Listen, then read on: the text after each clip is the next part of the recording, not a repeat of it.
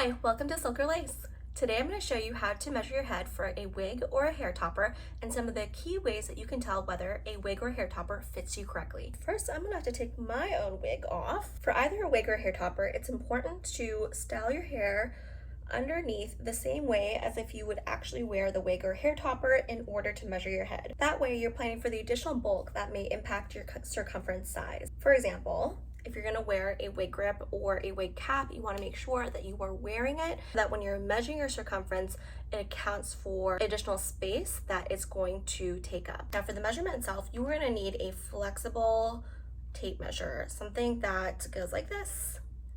So let's start with the wig. So I usually pull out a long piece like this so it doesn't snap back while I'm measuring. You wanna start here at the zero, right in the center of your head. You want to go around just behind your ear so that it's sort of touching the edge of your ear, going all the way back.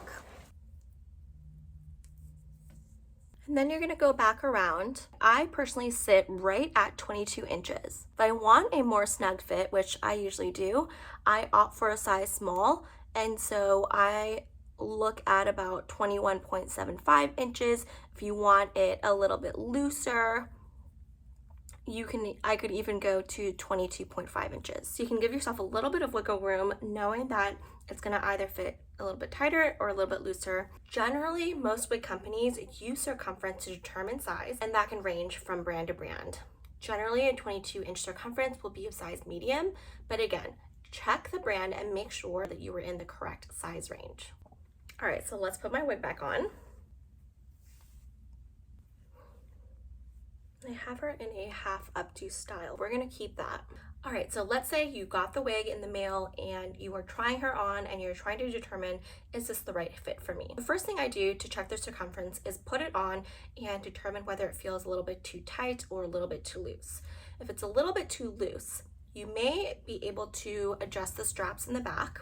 However, if it's too tight, you may think about getting a larger size because you want to avoid any headaches or pain that comes with a wig that feels too tight. A good rule of thumb is that you should be able to reach your finger behind your wig cap and be able to, kind of like a shoe, if it fit you correctly, you should be able to put a finger in there and not have it move around too much, but also not have it be too tight. Like, it should be easily inserted into the back of your wig cap, but also feel a little snug. The second thing that you want to look out for, especially if you have a lace front wig, is whether the entirety of the lace sits flat against your forehead.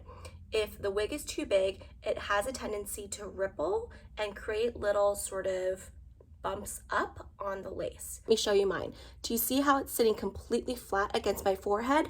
That's how you know that it is a good fit. And then lastly, you want to feel around your head.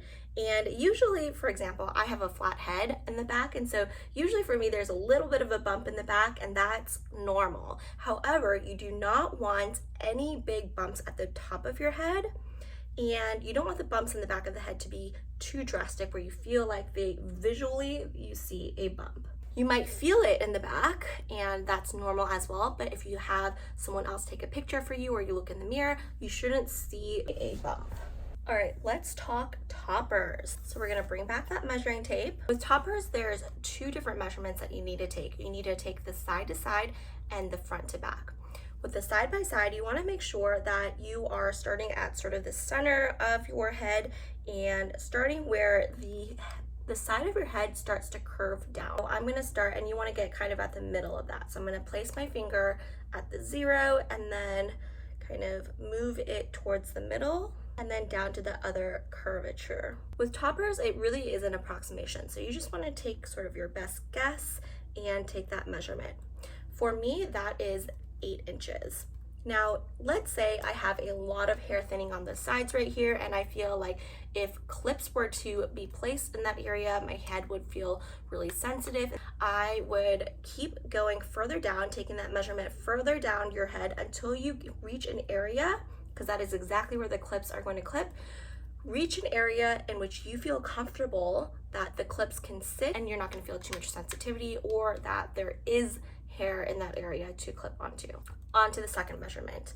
So remember that first measurement, 8 inches. You want to go from front to back. So starting at the very front and going back. Again, you want to get to that area where your head starts to curve, and that puts me at 8 inches. That's a pretty average measurement. 8 by 8 is the most common base that's out there for silk tops that we see in the boutique market. 8 by 8 will usually fit most heads. If you feel like you don't have as much hair in that area, make sure you keep going down until you hit an area where you have enough hair to clip in. By enough hair, I mean you need at least this much for the clips to clip in.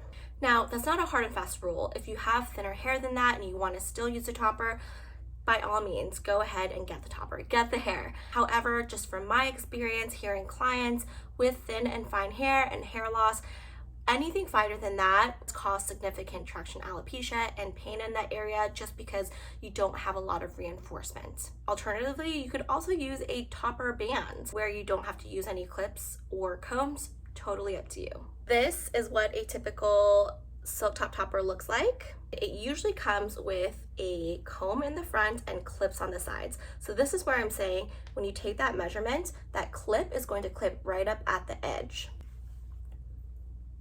So I'm going to place her right past my hairline, and then I'm going to clip. And I'm actually going to let out my braid because with toppers, you blend your own hair underneath. And this is the topper, a little bit of a different style, but you get the gist. It's something that's meant to be blended with your own hair. It should feel comfortable without the clips tugging or pulling down on your hair. And most importantly, how to tell whether a topper is the right fit for you. Regardless of construction, the topper cap should fit very flat against your head.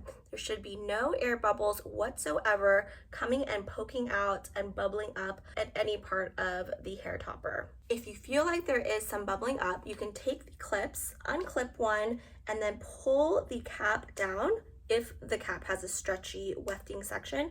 Clip it out and then pull it down and then clip it again.